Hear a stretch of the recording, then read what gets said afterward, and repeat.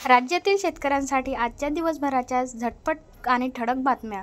वादळी वाऱ्याचा तडका, जिल्ह्यामध्ये शेतकऱ्यांचा सौर पॅनलचा नुकसान, मागेल त्याला सौर कृषी पंप योजनेला झटका, पावसाळ्याच्या सुरुवातीला शेतकऱ्यांवर संकट, तुरीला हमीभावापेक्षा कमी दर, शेतकरी संकटात. खामगाव बाजार समितीमध्ये प्रति क्विंटल 6,350 रुपयापर्यंत तुरीला भाव. अतिवृष्टीमुळे बाधित शेतकऱ्यांना मदतीसाठी 10,73 कोटी रुपयांचा निधी उपलब्ध झालाय. महसूल विभागाचा निधी वितरणास मान्यता. महसूल विभागाचा बुलढाणा जिल्ह्यातील फेब्रुवारी आणि ऑक्टोबर 2026 या कालावधीमध्ये झालेल्या अतिवृष्टी आणि पूर परिस्थितीमुळे नागरिकांचे झालेले नुकसान भरपाई काढण्यासाठी राज्य शासनाने अखेर मदतीचा हात दिला आहे. महसूल विभागाच्या मंजुरीनंतर तब्बल 10,73,95,000 रुपयांचा निधी जिल्ह्यात वितरित करण्यात येणार आहे. पेरणीला प्रारंभ होऊन शेतकऱ्यांना पीक कर्जाची प्रतीक्षा. उद्दिष्ट केवळ 18% पीक कर्जात वाटप. पैशाची जुळवाजुळव करत शेतकऱ्यांनी पालकमंत्री भेटलेच बच्चू कडू यांना वेगळं भेटण्याचं काहीच कारण नाही. पंकजा मुंडे यांनी स्पष्ट भूमिका राज्य सरकारनं केली.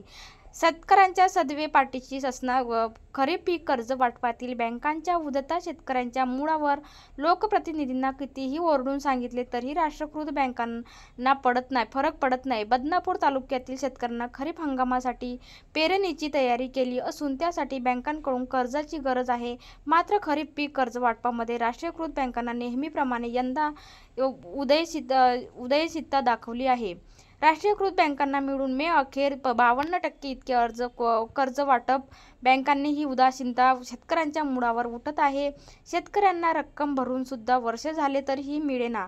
मागेल त्याला सौर कृषी पंप योजनेतून सौर पंप काही मिळेना. शेतकरी प्रतीक्षेत. युद्धामुळे सोन्या चांदीचे दर भडकले. तूर, हरभरा, उडदाच्या दरामध्ये मंदीचं सामट. हमी भावापेक्षा कमी दराने विकली जाते तूर. खरीप पेरणीसाठी शेतकऱ्यांना पूर्णकडून मिळालेला दिलासा. ऊसाच्या वाढत्या हप्त्यापोटी 9,98,00,000 शेतकऱ्यांच्या खांद्यावर वर्ग.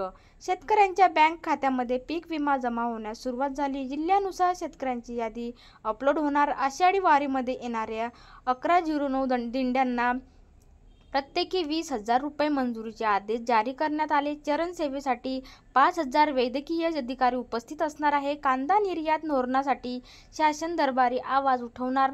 आमदार डॉ. देशमुख या पावसाळी अधिवेशनामध्ये प्रश्न मार्गी लावू. सरकारने सरसकट कर्जमाफीची घोषणा करावी. रणजित कांबळे समिती स्थापन करण्याचं नाटक नको.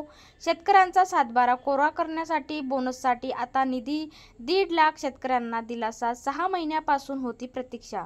बुधवारपासून शेतकऱ्यांच्या खात्यावर रक्कम जमा होण्यास सुरुवात झाली. शासकीय धान खरेदी केंद्रावरून धानाची विक्री करणाऱ्या नोंदणीकृत शेतकऱ्यांना शासनाने बोनस जाहीर केला होता. या बोनसची रक्कम तब्बल 6 महिन्यानंतर शनिवारी 14 तारखेला प्राप्त झाली असून बोनसची रक्कम बुधवारपासून शेतकऱ्यांच्या खात्यावर जमा केली जाणार असल्याची माहिती आहे. बोनससाठी प्राप्त झाल्यामुळे जिल्ह्यातील 1.5 लाखांवर शेतकऱ्यांचा दिलासा मिळाला आहे. शेतकरी अनुदान घोटाळ्यातील दोषी अधिकाऱ्यांवर होणार आता कारवाई. पालकमंत्री पंकजा मुंडे जिल्हाधिकारी कार्यालयामध्ये जिल्हा नियोजन समितीची बैठक.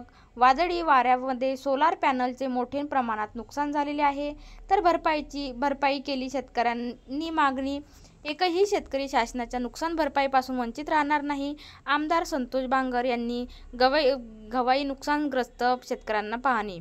शेतकऱ्यांच्या कर्जमाफीचा निर्णय मुख्यमंत्री घेणारच, अतुल सावे यांची स्पष्ट भूमिका. हिंगोलीमधील शेतकऱ्यांच्या कर्जमाफी निर्णय मुख्यमंत्री देवेंद्र फडणवीस घेणार असून जाहीरनाम्यामध्ये जी आश्वासन दिली होती ती पूर्ण करण्याचा सरकार प्रयत्न करीत आहे, असे प्रतिपादन दूध विकास मंत्री आणि अप्पर परिमाणिक ऊर्जा मंत्री अतुल सावे यांनी इथे केलेलं आहे. सोयाबीनला 74,000, कपासाला 84,000 प्रति हेक्टर पीक कर्ज. खरीप हंगामासाठी पीक कर्ज दरामध्ये 15%ची वाढ. शासनाकडून बँकांचे उद्दिष्ट निश्चित करण्यात आले. तलाठ्यांकडून पीक नुकसानीच्या पंचनाम्याचा नकार. शेतकऱ्यांची तक्रार. यावर्षी तुरीचे भाव कमी पण शुल्कमुक्त आयात धोरण जबाबदार असणार. तूर यंदाच्या हंगामात 6,000 ते 6,000 रुपयांपर्यंत विकावी लागली. शेतकऱ्यांना लाडक्या बहिणीचे 1,500 रुपये आता बँक खात्यामध्ये जमा होण्यास सुरुवात झाली. तुम्हाला मिळालेत का? 680 शेतकऱ्यांना मिळणार अनुदानावर सोयाबीनचे बियाणे. कृषी सेवा केंद्रावर बियाणे वाटप सुरू.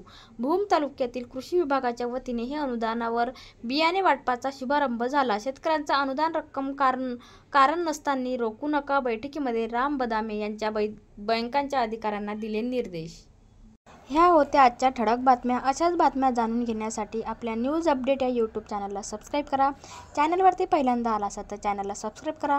चला तर भेटूया अशाच नवीन व्हिडिओमध्ये.